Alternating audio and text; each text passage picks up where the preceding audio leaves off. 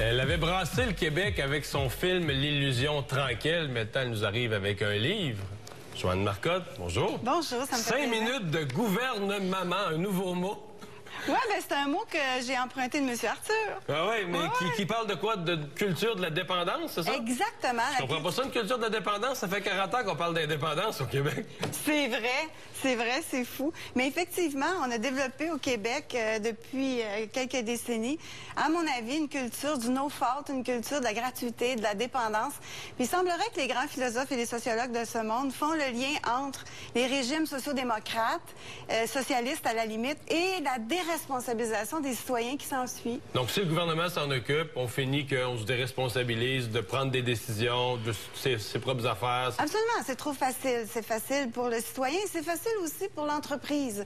On sait ici, là-dedans, la nouveauté, c'est que je m'en prends aussi à la grande entreprise qui, elle, a les moyens, les lobbies pour aller solliciter, puis têter, comme l'image le dit, le gouvernement.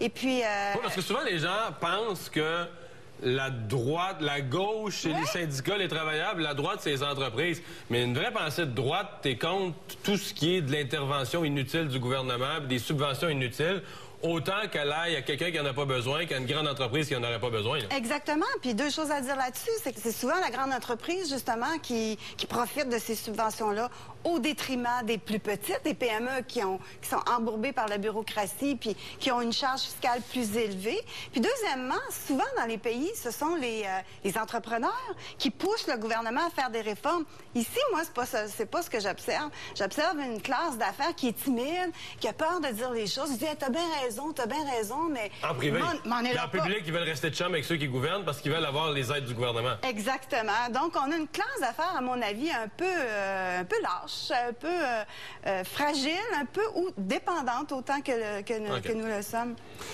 Des exemples dans nos vies où le gouvernement est un gouvernement. Ah ben il y en a partout, mon Dieu.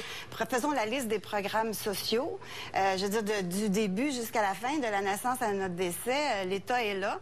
Quand c'est rendu qu'on nous dit comment élever nos enfants, à quelle école les envoyer, etc. Là, il y a des pubs, il y a des publicités sociétales, ça finit plus. Non, on vit dans une société où l'État te prend par la main et c'est pas pour rien que le gouvernement, je veux dire, le pays, quoi, c'est la moitié du PIB qui est accaparé par l'État. C'est quelque chose quand même, là. Donc, il est présent socialement, puis il est présent économiquement aussi. C'est une deuxième œuvre au sens général de votre part. Oui. Le premier, c'était un film, L'illusion tranquille. Ça arrive quoi, 5 ans, 4-5 ans après? Jour pour jour. 5 ans, jour pour jour après, bon. Oui. Qu'est-ce qui a changé dans votre pensée, puis qu'est-ce qui a changé dans le Québec durant ces 5 années-là? Ben, je vais commencer par le Québec. Je pense que ce qui a changé de bien, c'est que la culture syndicale, finalement, les gens, je pense, qui commencent à comprendre que c'est du gros jeu d'intérêt corporatiste qui est en arrière de ça, puis finalement, c'est le contribuable qui paie. Hein. Ça, c'est beau. Pour ce qui est de ma part, moi, il fut un temps, puis tu sais très bien, où je pensais qu'avec un beau programme, avec un bon chef, avec un bon parti, on pouvait changer les choses au Québec. Ce qui était de l'optimisme. On est-tu rendu pessimiste? Moi, je suis rendue un petit peu pessimiste, oui. Je pense que tant que la population ne demande pas les choses Quand on dit publiquement un petit peu pessimiste, ça veut dire qu'on pense beaucoup pessimiste. Ça se peut. Ça se peut. Alors, puis je finis d'ailleurs, le livre se termine avec un chapitre 6 qui est pessimiste. Ouais. Mais je me suis dit, ben, je peux pas laisser les gens comme ça. Je leur ai donné un épilogue où je me projette dans le temps 2025. Et là, c'est un petit peu, on s'est redressé. Disons qu'on s'est redressé en 2025. Mais ce qui a changé chez moi, c'est que finalement, je réalise que on a beau vouloir un changement de politique publique, on a beau vouloir jouer à la chaise musicale avec nos politiciens, puis on le voit là, finalement, tout est culturel. Puis j'énumère là-dedans... Culturel dans le sens que la population est habituée à un certain modèle, à des promesses électorales d'une certaine manière, c'est dur de casser ce cycle-là. Oui, on vit dans un environnement douillet, je parle de la culture syndicale, la culture du no-fault, tous les éléments culturels qui font qu'on s'enlise. OK. Au niveau culturel, une des choses qui se produit, un des messages que la population reçoit ces jours-ci, c'est ça a parti aux États-Unis, occupons Wall Street, occupons Québec, occupons Montréal. Ouais. Laissons faire le ridicule là, du monde dans les parcs qui se font des installations.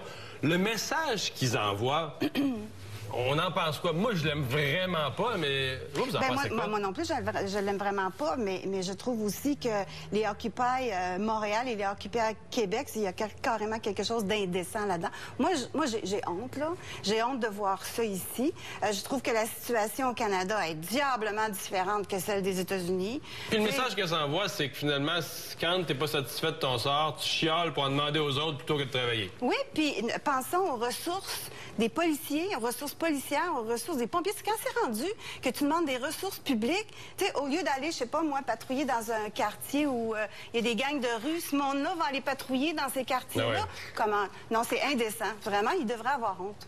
Il y a un journaliste qui, à la sortie du livre, vous a appelé la Sarah Palin du Québec. Oui, il y en a qui s'amusent. C'est une insulte, un compliment, c'est quoi ça? Oh, j'ai appris à passer outre ça, là. Puis, de toute façon, I cannot see Russia from my house. OK, ça répond à la question. So, I'm not Sarah Palin. Sorry. Sarah Palin a décidé de ne pas se présenter, elle va rester en dehors de la politique. C'est la même chose pour Joanne Marcotte? Ben oui, Mario, tu sais bien. OK. Merci d'avoir été avec nous.